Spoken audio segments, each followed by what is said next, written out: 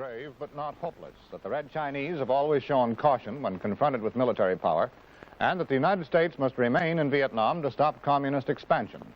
He said all this behind closed doors to the House Armed Services Committee, then said this to reporters outside the hearing room. I think that the substantial additions which are planned to the Vietnamese military forces will require us to increase the flow of equipment to them and may require small increases in the numbers of our men who are training and advising their forces. In other words, a greater commitment, sir. I think the term greater commitment implies some new commitment. We have stated many, many times that we will supply whatever logistical assistance, advice, and training support is required by the Vietnamese.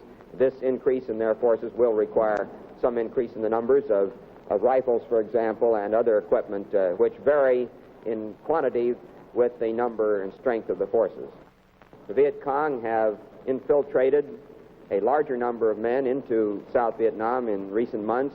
They've increased the tempo of their activity, and increased efforts to offset that communist pressure are required by the Vietnamese. It is almost impossible to protect our forces against the type of sneak attack carried on by guerrillas using standoff weapons such as the 81mm weapons, and no practical number of additional U.S. troops could accomplish that end. Mr. Secretary, what is the official reading on what the Chinese communists can and are apt to do in that area? It's a good time for me to leave. Well, Mr. Secretary, you have an answer here. That's why I was trying to... We'll have many days ahead of us. It's in the report, though. Well, it's a good question to start with next time. All right, thank you, sir.